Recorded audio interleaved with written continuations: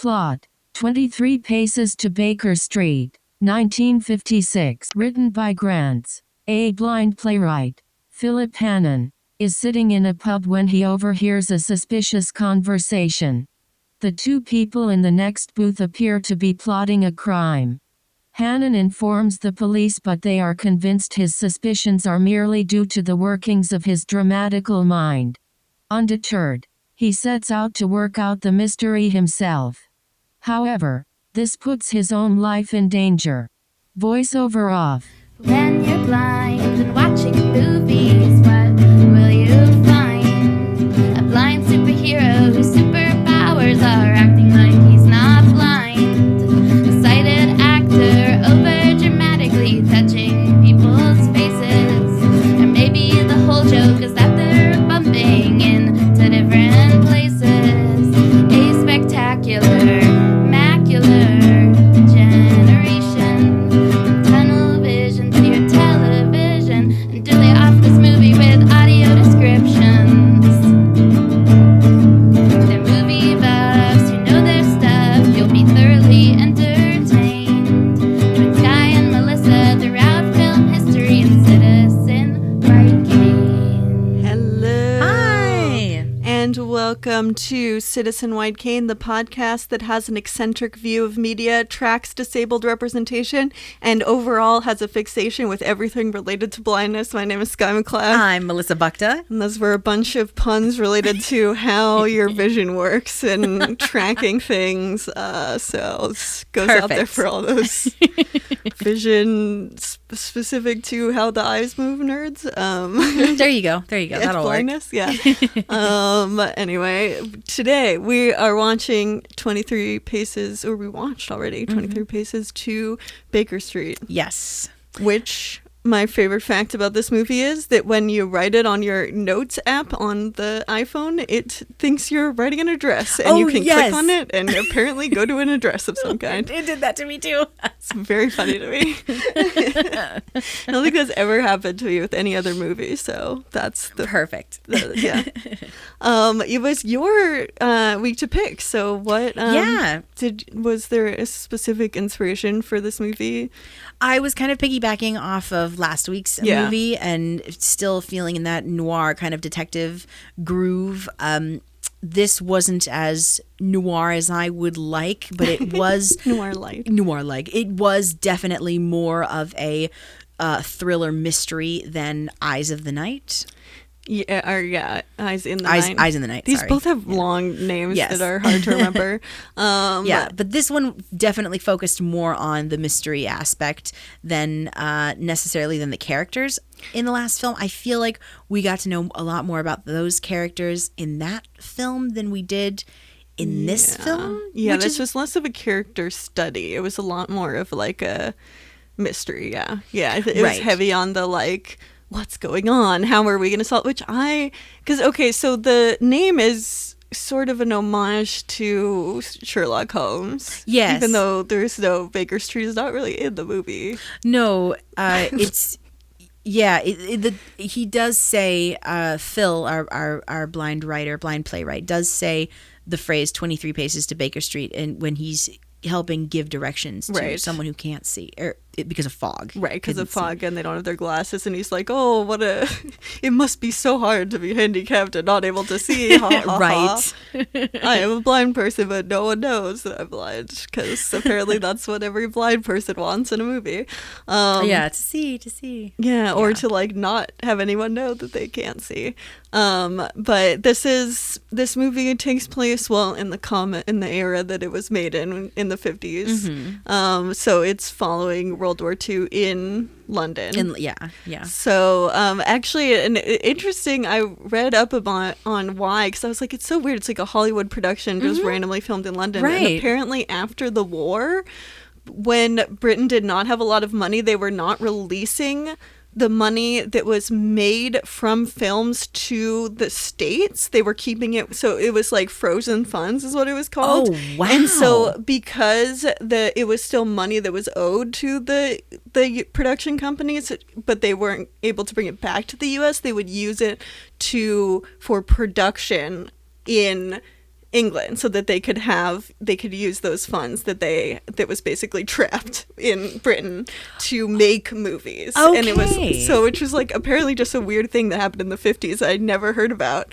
That's really interesting. Yeah, because I didn't necessarily didn't think it was very odd that both of our leads are American. I mean, technically I would count the butler as another lead because he's in all of the movie. Yeah. But the two leads here, Van Johnson and Vera Mills, are both American. Yeah. And I thought, this is really interesting that she also happens to be here.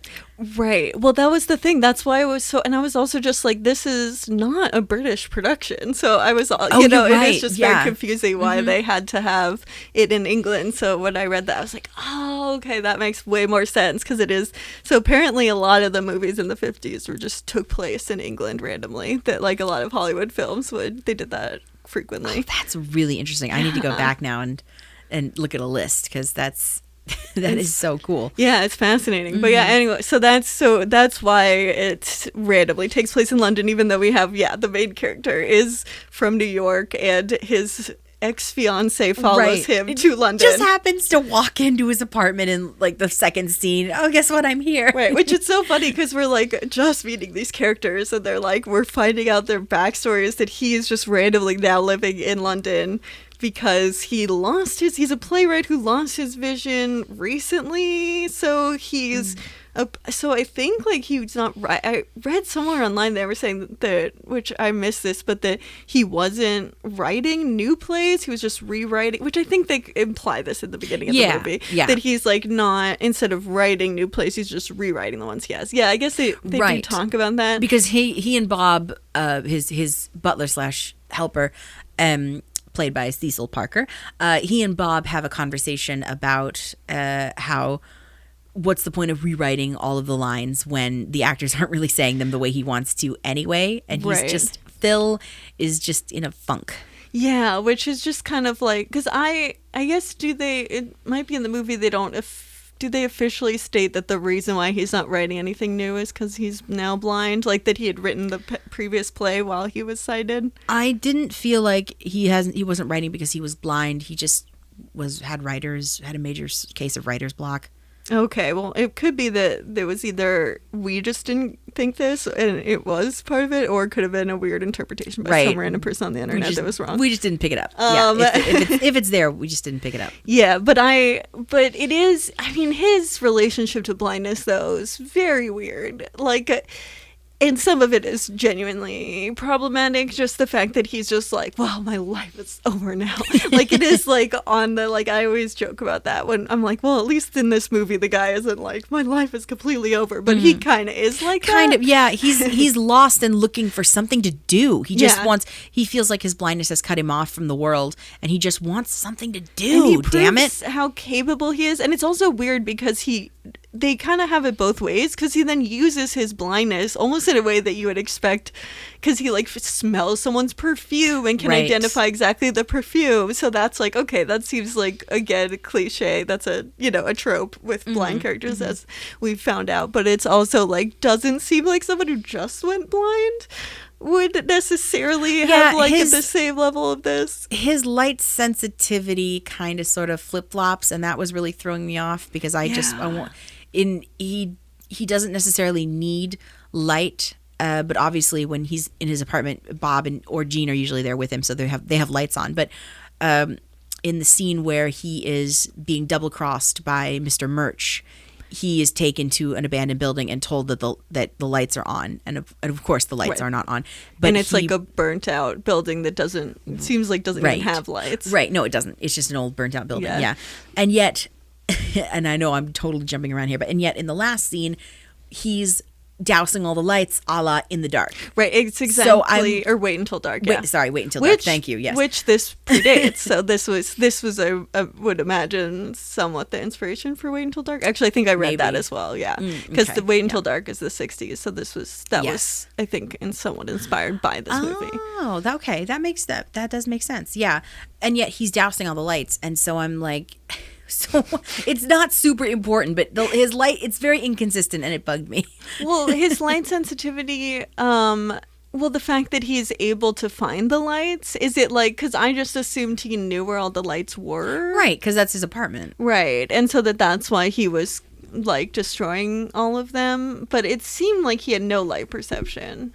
Okay. That was the implication I always got. But his performance was not always that was not clear necessarily in the performance Right. fully. It was like Right. one of those weird things where it felt consistent in the plot beats, but like when you actually are watching the movie, it felt like after the plot beats happened, like after you decided what the plot beats were, you kind of would forget he was blind, like because the acting was kind of all over the place. Yeah, And also the fact that he became blind recently is I think for me the biggest plot hole of just like, okay, well you want him to be this blind character, but he's really like shouldn't be it, because he isn't, like he hasn't lived with blindness for very long, so he's not necessarily gonna have all these like inbred skills of like a blind person when he just went blind. All of a sudden I'm blind, and now I can pick someone out by their perfume, and I can tell that crime was committed by multiple people because they were wearing the same perfume. Right. Which I was just like, why do we need him to have just gone blind also? Like it felt like it created drama with him and his ex-fiance, because he also decided he couldn't marry this woman because he was blind now, which is another trope that I hate. Yeah. And it's funny because I actually did like this movie, but I just felt like the stuff with him being all of the like woe is me, I'm just went blind stuff was not only like I don't like that stuff, but it also just didn't need to be there at all. Like it felt out of place. Like I never figured out why they did that, and it felt like they were undercutting their own movie by doing that. I didn't really understand why he needed to have just gone blind. This movie took me a little bit more to settle into than last week. Like from the jump with last week's movie, I was in it. I was in it to win it. I was so excited. This one, I was a little fidgety. I took a little bit more time to settle into what the movie was, because I was thinking, I'm still in 1940s noir brain, and this is not that. This is not what that movie is. Yeah. And it was a little jarring. Also, the fact that I just didn't really connect to any of the characters. Immediately I connect to Mac and Friday and Marty and all of those people in that movie. Immediately I was just like, I know everything about you, and I'm great. Perfect. I can keep going now. This movie I felt a little bit I don't know, kind of out to sea. I didn't really know what to make of everybody at the beginning, and maybe that's the point, but right. I also didn't really like or connect with anybody very much. Yeah, it's interesting. I found this movie weirdly more engaging than last week. I think I was less interested in the characters for both of them. I felt like some of the character stuff didn't, like, because I don't know, maybe it's just like the 40s and the 50s. I'm like, the more you build up this character, the more offended I'm going to be by like gender politics. So right. I didn't really want the characters to be all that like fleshed out. Sure. But that's my own weird bias. But I do kind of like I liked the mystery aspect of it. Like it felt more like I don't even like chess, but it had more of that, like the vibe of like, even though the mystery is like not in the end it's not the most amazing mystery ever. No, there was a lot more just like, what are they gonna do, or like it felt like you get to kind of like, you were a little bit more in the you get to look around, whereas it was with the last week I was like, okay, well I don't have to do anything because you just said his name and now I forgot. Mac is like, he's gonna do it for me, and so I don't have to pay attention at all, whereas I feel like in this movie I was like, ooh, if I pay attention maybe I can figure out what happens. I think in this movie the acting is a lot more what we come to know as naturalistic or modern acting, whereas it's last week we were in we're in 1942. Acting was still, everything was still very big and theatrical, and I think that's true. And I think I connected a lot more with that than I did with this movie. And again, I'm not saying this movie is bad. I actually very much enjoyed this too. I love a good mystery, but it was kind of sort of hard to get into the headspace of this versus last week, when I had so much fun last week. And I wouldn't necessarily call this movie fun, but it is very enjoyable, and it is very engaging. Yeah, it's fun. It does take a bit to build up, but I actually, I think I did really feel feel kind of like I started being invested in it a lot quicker, I think, in a weird way. But I do just think that it was, the characters are not driving it as much. Like, it really is not, the characters are not super well thought out. Like, they're kind of archetypical, and you need to go past that. So I think that is definitely a valid critique. I guess it's basically try to do a different thing is what it comes down to. Yeah, exactly. It's a whole different style of filmmaking. But they are very I get similar that. in like what the story, like, they do have a similar vibe of just what the kind of story, like they feel like they could exist. So you have a main blind character that's sort of using their like ingenuity and like non-visual information to kind of be one step ahead of people in a way that, or at least as a team, they are like, with a butler and like there's just so much. There's so much that is similar to the two movies, but I think it's just this one was way more interested in kind of the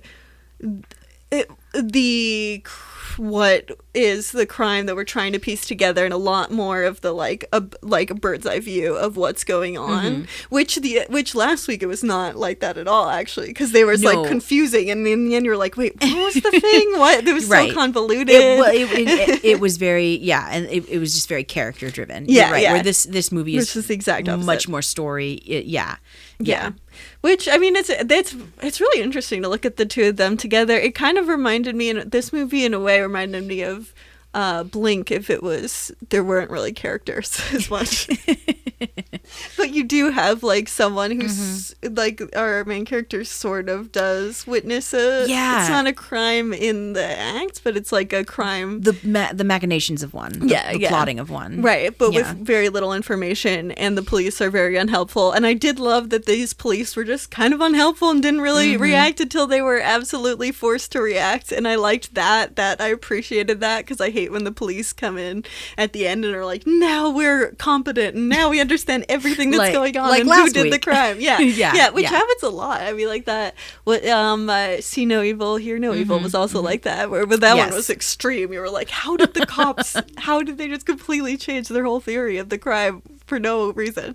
So I liked that these cops just kind of were like, whatever, this is just a blind man who doesn't know what he's talking about, we're just gonna fuck off. And then he kind of comes back to them a couple times, and they're like, nah, we're still gonna fuck off. And then eventually they're like, oh, well, someone died. And he has a very specific theory now, so they're like, well, I guess we'll try now. Right. And I mean, it is nice in a way to see, to watch Phil's character get more frustrated and more lost, because he's frustrated because no one will believe him, but then he's frustrated because he can't just figure it out. He hasn't the ability to just snap his fingers and put all the pieces together. Right. You get to watch him fit all of the pieces in the puzzle. And that's also, I think, this one felt especially like you were kind of at the same pace as him, which I like too. Yeah. I felt like when he had realizations, it was at a time that I was sort of like able to, at least, if not sort of come to that realization.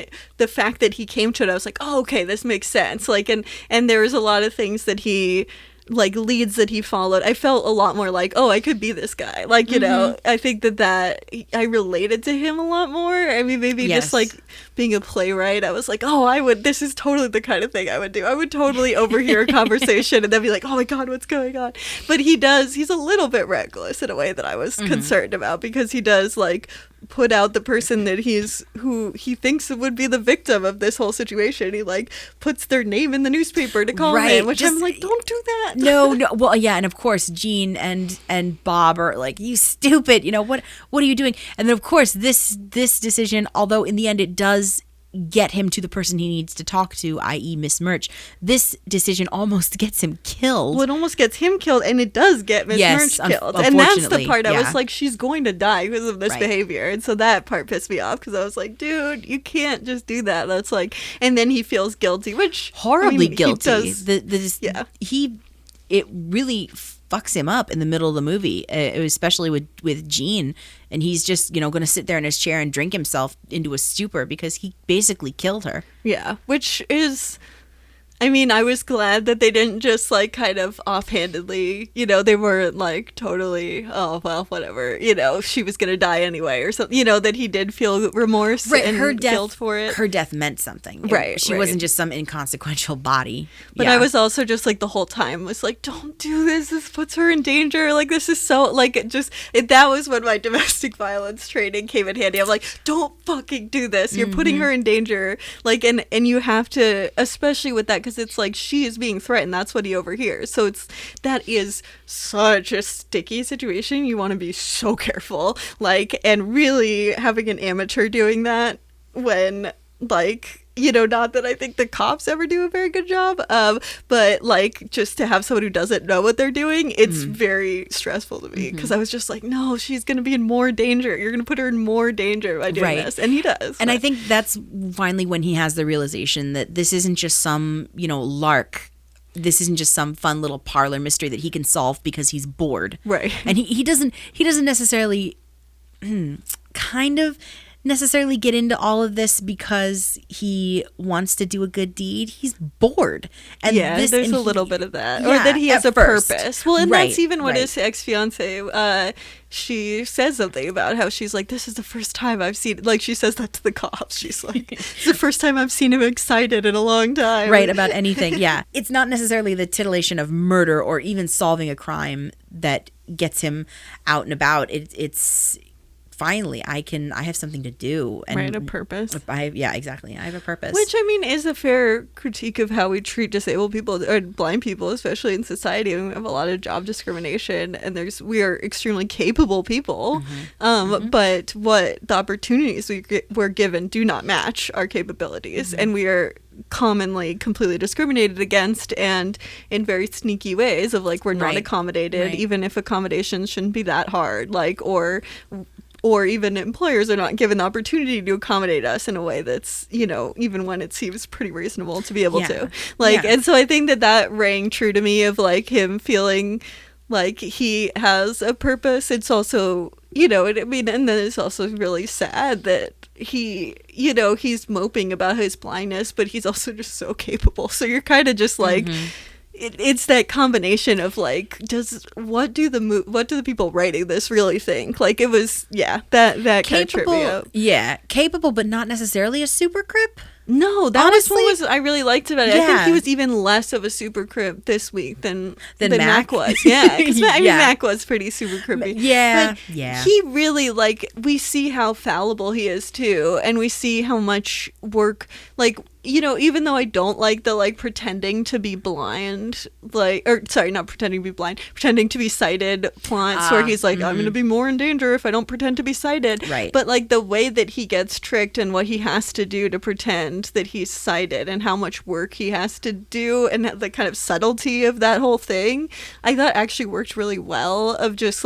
even though it's, for me, I was like, this whole thing again. I thought of the movies we've watched, that was one of the best portrayals of that because he really was in a dangerous situation, and he, as we saw, was right to be worried that if the guy figured out he was blind, which he did, that he could be put in danger, and he was absolutely was. And it didn't happen. So he was justified in his concern, and the work he had to do with the bartender to be like, okay, this is exactly what you have to do to tell me if it's the person that you saw, but then also just to make sure how she had to give him clues or kind of lead him around to be safe. And I think also the fact that the stakes really were his life in that situation made it at least more justified than some of the things where we watch where it's someone's like, well, I don't want to come off as a blind person. It's okay, well, you're gonna have to get used to it at some point, but this was actually about his life was on the line in a way. So I really thought that scene worked very well, despite it being something that I generally kind of am like, oh, whatever. I thought it was definitely the best portrayal. You really you better understand the stakes in general of his blindness, I think. I think that the stuff with the ex-fiance, I don't think made a lot of sense to me. I mean, it's also not really necessary to the plot. No, yeah. I mean, I liked Jean as a character when she started to get involved with the mystery. Yeah. But it's a very much, and obviously we know they get back together in the end. That's Right. not a huge spoiler. They're going to get back together in the end. But it feels really forced, and it just happens because you know it has to happen. Right. So I think it's cool that she's here because it's nice to have at least, one female character that we can root for that doesn't die. Yeah. But I'm not, except to be his sounding board, and to have the fight at the end. I'm not exactly sure what her purpose was, if any. I mean, well, she does some of the sleuthing. I mean, she at one point does, like, she goes in as a parent, pretending to be a parent, needing to have a nanny. A nanny, yeah, that's what they're called. And so that's like important to the plot. So she actually does, like, she is part of the scheme. Like, she does participate in a way of being helpful in, like, the broader scheme. But I think her character, I mean, I guess at the end they have to have a fight so that she leaves him, right, and for the final battle. Yeah, and I'm such an idiot that I didn't put two and two together until he was dousing all the lights, and then I realized, right, he couldn't just tell her to get the fuck out. He had to break her heart so that she would leave. Right. Okay. Where I was just like, why is even having her? I guess because she drives him back home, but I was like, now they have to fake fight, or like he's gonna like fucking piss her off, and then there's gonna be a whole dramatic scene. But I mean I guess that she needed, but then again, if her character didn't exist, then we wouldn't have needed that scene. But but I don't. Yeah, I liked her as a character if she was a little bit more. She had more agency, because I like that she's kind of like coming back and being like, kind of putting up with him, and like, not entirely putting up with his shit about being blind. And I kind of liked her to begin with, because she's kind of just like, you're being a little wimp about this. Like you need to, chill out and like stop being like, woe is me about this. Yeah, I would have preferred if they had decided in the end to make amends and start over. Not just, okay, we're going to go back to, we're rapturously in love with each other and everything is fine. Right. I think that would have been a more real relationship, or at least a more real ending. But it's the 50s, and this is, and it's American cinema, and this is how it's going to end. So there's nothing I can do about it. Yeah. I mean, I think the fact that he's just like, I can't date you because I'm blind. That's one of the tropes. I'm just like, let's never have that again. Over. I'm so done over with it. that. Yeah. And it's hard because we've been doing this podcast for a year and a half, and like, this is the 50s. So much of very little of what we've watched existed when this was made, so it's also like, it's not necessarily it's definitely not overplayed in the same way we're looking at it, because we are looking at, 60 movies or whatever that came after this movie chronologically. So in some ways it could have just started trends that I don't like, but I do think that some of this stuff is kind of, we never needed a blind person who just couldn't be in a relationship. Like, that was always toxic. Like, that was never a good thing. Like, because disabled people can be in happy, healthy relationships. Absolutely. With disabled people or with non-disabled people. Yeah. And I don't need to watch a man, be chivalrous, or a woman be chivalrous because I just can't put you in that position to be with me now that I am of a different identity. Now I'm unlovable, basically, which is just, it's so obnoxious, because it's like, able people wrote this movie, like, and are starring in the movie. So like, to do that is actually just doing harm to a community you're not part of. Like, it's actually like, it feels very sinister to me. I'm just like, you're basically telling an entire community of people that you're not a member of, that they don't deserve love. And when you say it like that, it seems really bad, but in a movie it's okay. Right. And unfortunately, being two blind people who've grown up watching movies all of our lives, we're not going to necessarily remember the ending where he gets the girl or she gets the guy and they ride off into the sunset. What's going to stick with you is the fact that this character feels so unloved, and when it feels like they aren't worthy enough or don't deserve love, and when that is all you're seeing over and over and over again, it really leaves an impression. And it does on everyone, I think, and like, it does on abled people too. And so then we have to deal with that as well. That like, the people that we might want to date are also have lived in this culture as well, and it just Right. does such cascading harm. Like, Right. Well, and that's why when something like The Greatest Showman came along, I just kind of avoided it like the plague at first, because I really wasn't sure about how they were going to treat the quote unquote freaks in the movie. And when I finally heard the song "This Is Me" for the first time, I broke down and just started sobbing, because there are lines in the song, "I am brave, I am bruised, I am worthy. I deserve love." And that's not word for word how the lyrics go, basically. But Yeah. to actually hear that in a song for the first time and realize, oh my gosh, yeah, this is a song about singing about being worthy for love, and that you deserve it, no matter who you are. Yeah, it is. That's a weird tangent. Sorry. No, but I think that's that is something that I think we just get so used to also disabled portrayals being negative or problematic that that's something that could be we Right. avoid. Yeah, well, and that was the first time that I can remember hearing something explicitly say that. Right. Which- yeah. Yeah, no, I mean, it is something that I think is we need so much more of that. And like, it even can seems hand-fisted if you think about it, but at the same time, it's like there's so much damage that's been done. Right. That we right. like need things that are actively like, even though it should be obvious, but things that are like disabled people deserve love.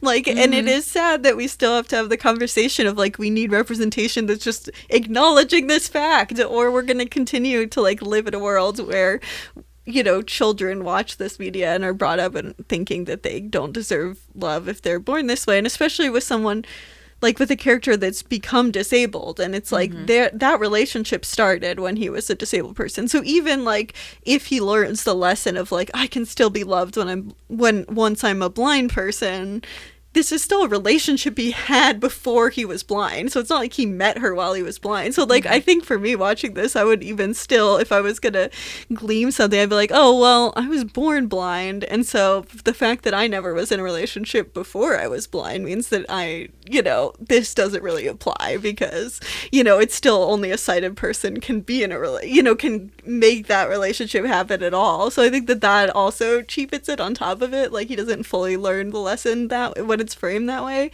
But it's also just like, I think it's so unnecessary to the plot that it does feel like just an assumption of the writer, like, because there's really no reason for, I mean, I guess other than like really that she needs to have also come from New York, with like, because they're both randomly in London, even though they both are New Yorkers.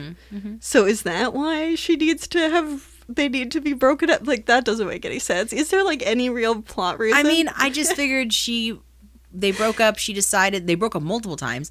She still decided that she couldn't live without him, that she still was in love with him. So she follows him to London right. to try and make things right. But then like, is her, like, him breaking up with her because he's blind, is that necessary to just the mechanics of the plot? Like, is that a plot device? Because I don't really understand how we need that. Like, couldn't she just be his? What if she was just his wife? Right? Sure. Why not?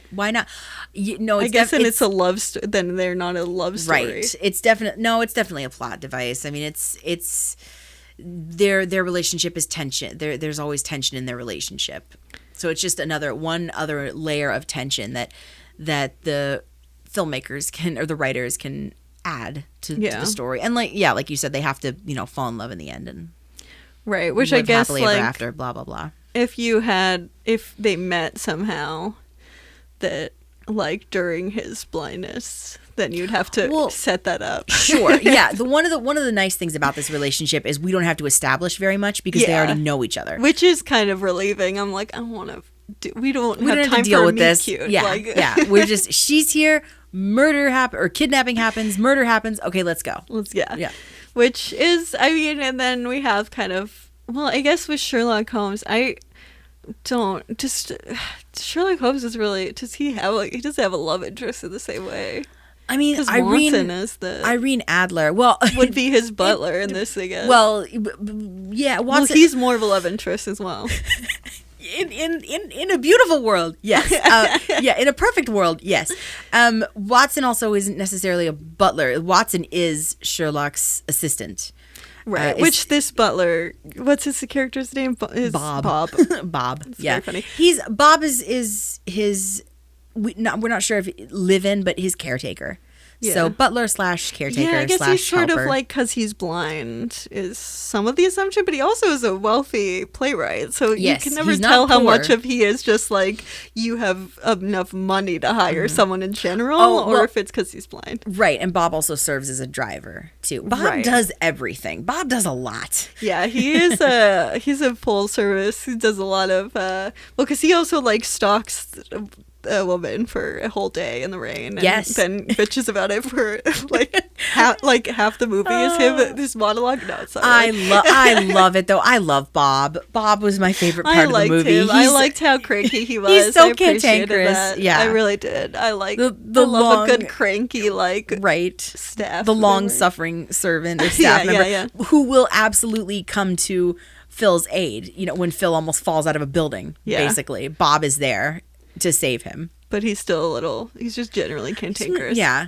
He's kind of like Alfred. That's the best Yeah, thing I he can does compare have him that to. vibe. Yeah, he's yeah, very yeah. Alfred. Yeah, he really is. Yeah, so he's like a little, but I mean, really, I feel like the fiance whose character's name is Jean. Jean. I feel like she is probably more Watson-esque in there because she does also do stuff with Yeah. the mystery as well. I would say they both have Watson duties. Yeah, it's true. They're just they between the two of them, they're Right. Watsons. He has two Watsons. Yeah.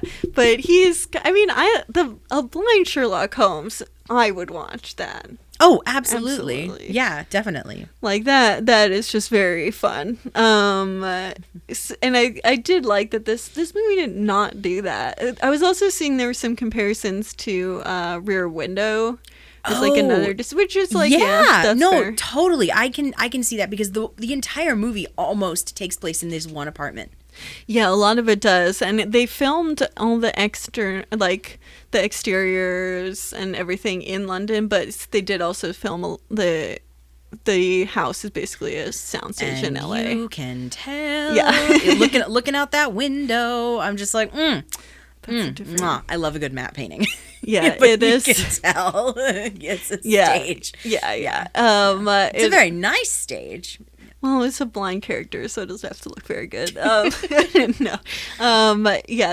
So it is kind of, but I mean, there's a decent amount of exteriors. They got to get their money's worth. Absolutely. But yeah, it is the difference in fog from shot to shot on the It's Thames is ridiculous. just very confusing to me. Like how much, I mean, I guess that was a volatile time maybe for the Thames at that time. I don't know. I was trying to like look at the history of it. It was too confusing.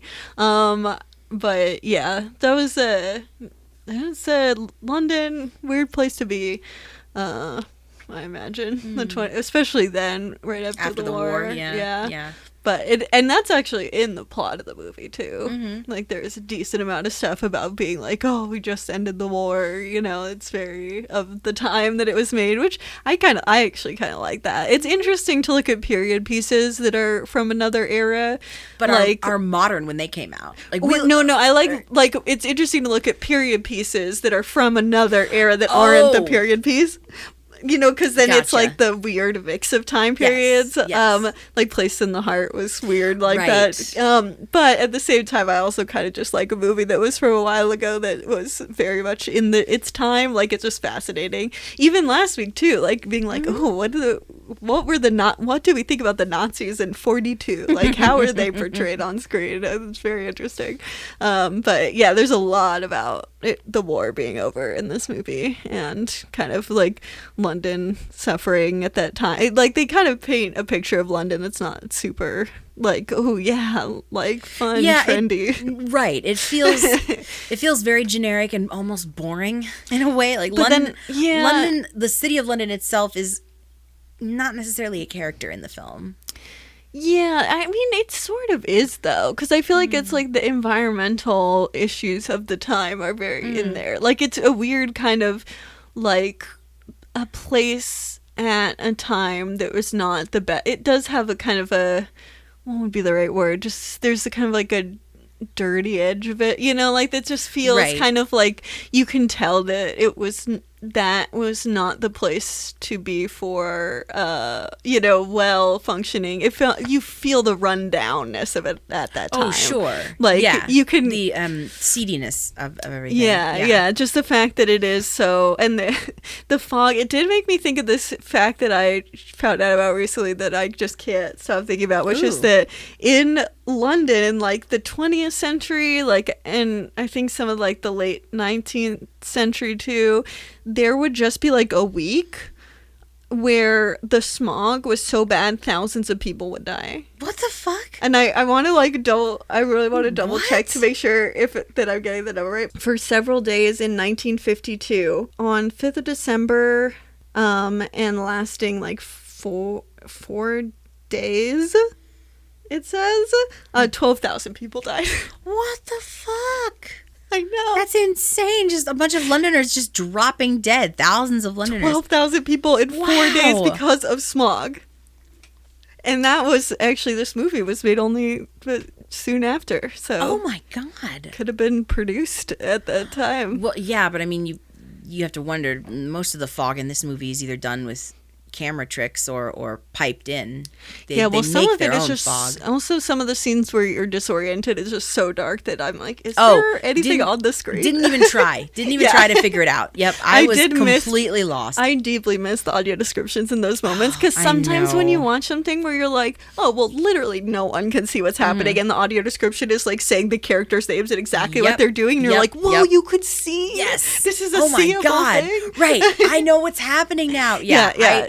There's a couple of key moments in this movie. I couldn't tell you what was happening. I don't know. Yeah, which I don't it's know. like I see. couldn't tell how much of it was like everyone's disoriented. Everyone knows what the protagonist feels, which we're like, we don't need extra to know what the protagonist feels. But yeah, and I couldn't tell if it was that or if it was just like a nighttime scene that just blind people were not going to be able to know what was happening.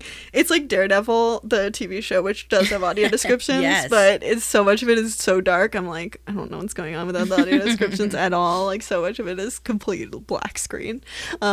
Which I think is like sighted people can. I think a lot of movies do that, where they're like sighted people can relate to the blind person's experience, but like just a black screen. I mean, right is it's so not really our unrelatable. experience. Yeah. No.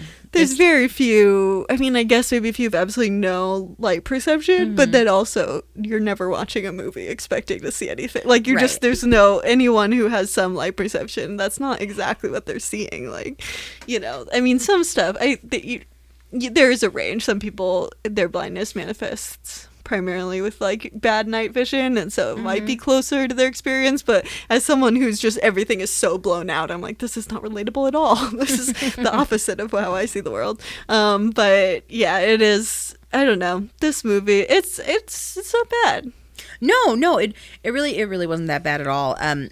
And in the end, obviously, Phil solves the murder. And I thought the climax at his apartment, as much as it was very much wait until dark, even though this came before, Yeah. I still thought the tape recorders was a really great idea. I mean, way to go. Way to absolutely disorient somebody. Yeah. That would have scared the shit out of me. You're in a dark room that you don't know, and all of a sudden you hear the same voice over and over and over again. And even if you Coming can- from all the different areas of the house. And even if you can tell it's a recording, it's still freaky. Well, that was the thing, is I was like, because we see him first before the plan unfolds. We see him recording it, and I was like, does he think that the person's gonna think that the recording is him? Like, because Right. it sounds like a recording, and it's like, no, it's not that, because it's like once he plays it all over the house, like they know that it's not him, and it's not just him, and it's like because they don't know where he is, and all the lights are off. Yeah, it was really cool because it wasn't just it's not like, oh, we're on the same level. like, because we're in the darkness, which is what he says on the recording. Yes. But it's also like this would disorient a blind person too. Right. Like it's like using what he knows is disorienting To then disorient someone else. So it's like a double whammy, which I really liked. I thought that was really inventive. Yeah. I thought that was awesome. That's It was cool. That's such a cool way to get the upper hand on somebody with sound, basically. Yeah, it was. This movie had a lot of fun stuff. I mean, it was funny how many of the like tropes it hit, but then at the same time, I feel like they were. I think because probably they weren't tropes at the time. Like they became tropes maybe later on, and so I feel like this movie just kind of like passes through the tropes fairly, like not totally in the muck of them. Like it's just like you kind of see them pass by, but you don't have to like dwell on the shitty tropiness of them. Like I thought that, and it uses a lot of the tropes, I feel like, were more effective in this because they didn't. I mean, I think it really is probably just because they weren't tropes, and so they were just like they were part of the plot, and so they had a little bit more of a reason to be there than other things we've watched since, where it's just like, well, we got to do this thing where they touch the face, and there's face touching. It's very brief though. It's very brief, and I'm fine with it, honestly. Yeah. It's they were in a relationship. They're getting back into that same relationship. He had just been through a traumatic moment. So had she, because they had to fight. So Right. I was like, we'll give it a pass. slide. I'll give it Yeah, a pass. It's fine. It's funny. This had the most tropes that I feel like of a movie, and it also had the least tropes that bothered me of a movie. It was very weird. It was like I was like, oh, we just like did all the fucking tropes, but then each time I'm like, okay, I'll give this a it's pass. fine. Yeah, this is fine. This is not. And even the ones that were more annoying than others, it's still they were just like they just didn't dwell on them enough for me to be that mad about it. What I can't forgive is the last two shots of the movie. So we're having breakfast. Everything has been solved, and Jean and Phil are having breakfast, and they Jean invites him outside onto his balcony, and when they're having breakfast, you can tell that it's probably morning or something because of the matte painting. But then they go out on the balcony to have their like big kiss and everything at the end of the movie, and it's sunset, and all of a sudden it just boop, it pulls out on them. And it's sunset. And the last frame of this movie is ugly. There's an ugly sunset. The balcony is shot weird. They're like way off in the distance at this fucking wonky angle. And I hated it. So I'm like, wow, way to go, movie. Way to stick the fucking landing. It's gross, and I'm not a fan. That's so funny. I didn't even notice. I think it just was not on enough for me to even totally. I was like, I don't even remember the shot at all. Oh no, That's so it's funny. horrible. It's not a good shot. Well, I mean that's fair. Also, temporally, is that right? Yeah. Because you don't have breakfast at sunset usually. True. And I'm just like, it's driving me nuts. Yeah. That's so funny. Yeah, I mean, you want to go out with that is during the face touching too. So you're also like, face touching. Just oh, one bad after another. shot. Yeah. Yeah. You're like, this was so good. This is the best movie ever until now. And then it just kind of sort of whiffs the landing. Yeah, I mean, this movie, it trembles along. I think the whole movie. I felt very engaged, but it's also not like it's not pushing you through. It's not just like gripping. Like oh my god. It's just very. It's taking its time. Right. It's just kind of meandering. Yeah, I wasn't necessarily on the edge of my seat until the apartment happened. Yeah. Really, that's when I was like, oh my god. Okay, it's gonna go down. Like this is gonna happen now. Yeah, it is. It's almost like a good like Netflix series where it's like everything. It felt like that. Like the endings were good. That I felt like I wanted to just watch the next episode. Like, and then I felt like the climax was a real like emotional roller coaster payoff, and then it's just over. So kind of in the end it was the right amount of focus that I needed. Like it was actually hit a sweet spot for me of just like I'm engaged the whole time without feeling like overwhelmed. Because I think also when things go too fast, I just don't see some of the stuff that happens, and then I get lost, and then I don't know who the characters are, and then I just lose focus because I'm like, well, I don't even know who this is. Like I've like lost the emotional stakes, or I'm just trying. I feel like I'm catching up, and so I think that this movie it went at a pace that felt more comfortable to me because I feel like I always knew what was happening, and I knew what information we had, and I felt like I was given the information for long enough that I could be thinking about it and trying to figure out who did it and what happened. So and then I think it had some moments of just being like, oh, that was good, like like that. So yeah, I mean, do we have anything before we give a rating we want to say about it? I think we've come to a natural stopping point. Nice. Do you want to go first? Sure. Maybe? Sure. Yeah, solid 2400. Nice. Honestly, yeah, I think I think 24 to 25 is kind of my. This was a really good movie. Yeah. It's not great, but it's not bad. It's great. It's fine. Yeah. It's really good. It'd be something fun to watch on a cozy evening, with a friend or with people who really like mystery movies. Yeah. So, yeah, I don't necessarily think Van Johnson's performance is one of the best blind performances we've ever seen. No. It wasn't really that engaging sometimes, to be honest, but I think it's fine. Yeah. You're like, it's fine. It's fine. It was fun. Yeah. I enjoyed the mystery very much and the plot. Yeah. I think I'm gonna give it a 2300. Cool. I agree. This performance is not that great. Like it's just kind of, he never fully felt like he committed totally. Like he tries and kind of does stuff within the context of the movie, but yeah, it's just kind of. He's there. He's playing a blind character, I guess. Yeah. But overall, I really did enjoy the twists and turns of the movie, and I enjoyed the way that it dealt with blindness. Actually, specifically, I thought was really nice to not have it be. Nothing was too ham-fisted, and it was all felt kind of right, grounded in a way. Yeah, and so some interesting even if some of the blindness stuff was like, I was like, rah, rah, rah. Some of it also I was like, oh, this is kind of a cool take on a blind person's perceptions. Like I felt like his perception specifically, the way that they dealt with how much, even just the fact that he talks about being much more aware of the emotional stakes of things, and it's like, it's not just like, well, we think we know there's 5 senses, which spoiler alert, there's 23 of them, but like, so what is smell? Okay, perfume, which they do that. But then the fact that he is attuned to the meaning behind what people are saying, or, there's a little bit, or even just the locating the sounds in the room and that kind of understanding of all these different aspects of perception. Well, and he and Jean get in a fight over, he's listening to the recording of the conversation over and over and over and over again. And he's like, you can only see with your eyes. And I'm hearing, I'm listening. There's something in here that we're missing. Yeah. Which is like, I mean, that blind character, I mean, I'm like, this could be a trope, and maybe it is some cultural context, but like in U.S. culture, we don't even have, that is never a trope that a blind person, like it feels like it's like a trope that should be more of a trope, like, because I'm like, that I wouldn't have a problem with. Like the face touching is, especially in the time of coronavirus, very unsanitary, but like the idea that blind people are so aware of things that sighted people are not, like, why is that not the trope that we see over and over again? Like that is easily a trope, but I want to see it more. It's a trope I can get behind. Oh yeah. But so yeah, that's 23 paces to Baker Street. It is not an address. It is, in fact, a movie. It's an actual movie. Yep. So we did a 50s movie this week. Yeah. What are we doing next week? Last week. Next week, I am picking a movie from 1963. Ooh, nice. So we're going decade by decade, unless next week you decide you're tired of this. We'll figure it out. Yeah.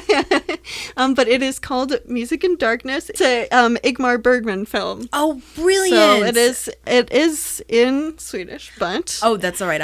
I'm stoked. Yeah. Yeah, it will be very interesting. It's not as talked about one, I don't think. But it is all on YouTube, at least last time I checked. I don't know how legit the copy of it that's on YouTube is, but at least you can make the subtitles really big to read it. So I'm excited for big subtitles. Yes. So yeah, that is Music in Darkness, what we're watching next week. Oh, I'm excited. Yeah. It's going to be fun.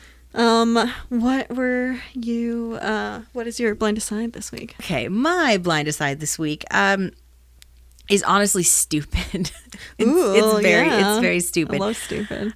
So about a month ago, I randomly downloaded this game on my iPad, Star Trek Legends. Oh. And finally, last week, I actually booted it up and got around to playing it.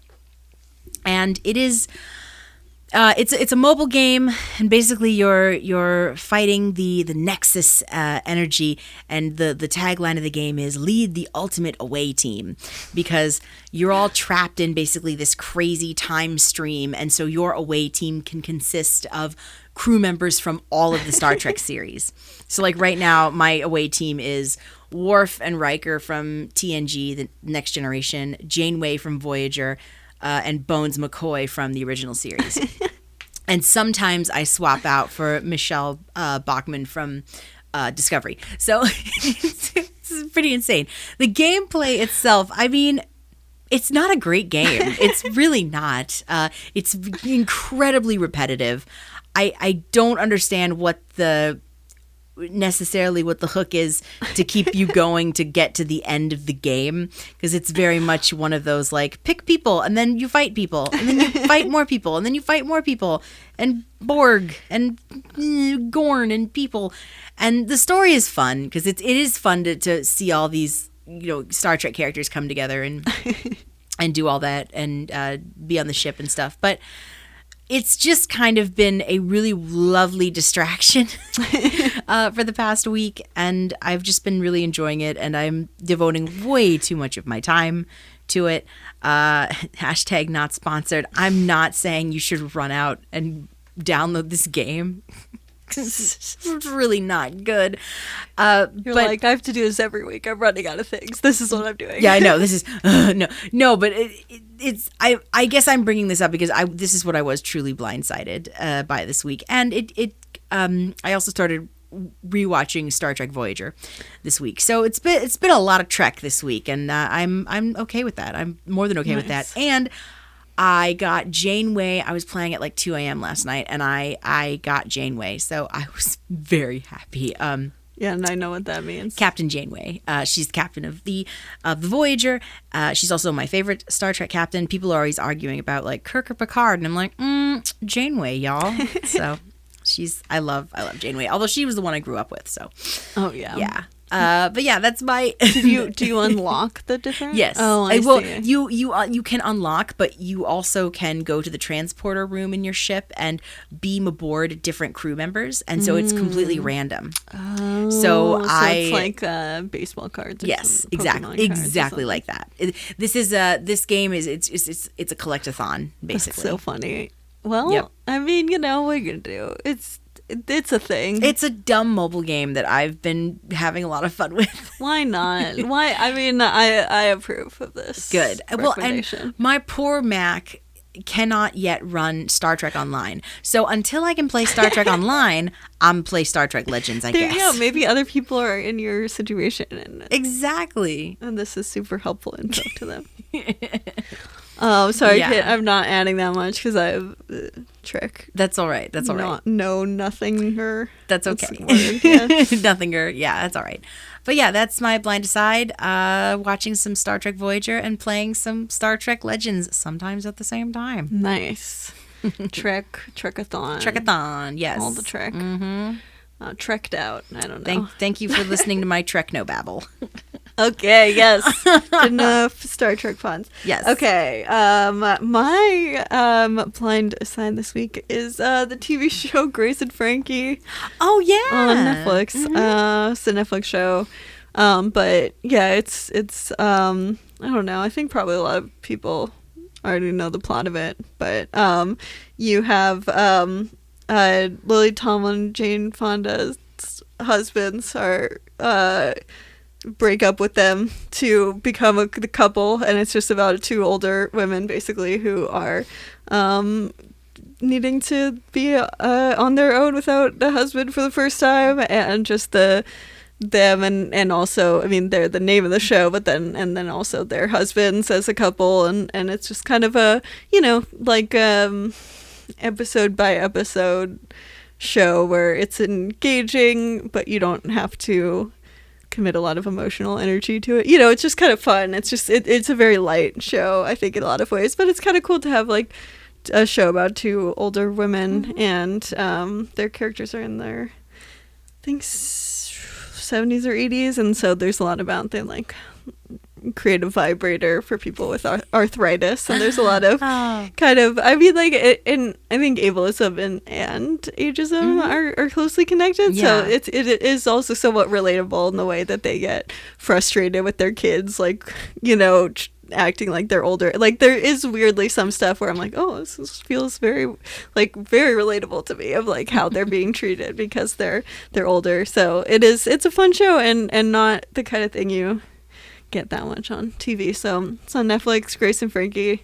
Yeah, that's my blind aside this week. Brilliant. We did an episode that was so tight. We were did so it. freaking Just tight. boom, boom, boom. Yes, Yeah. All right.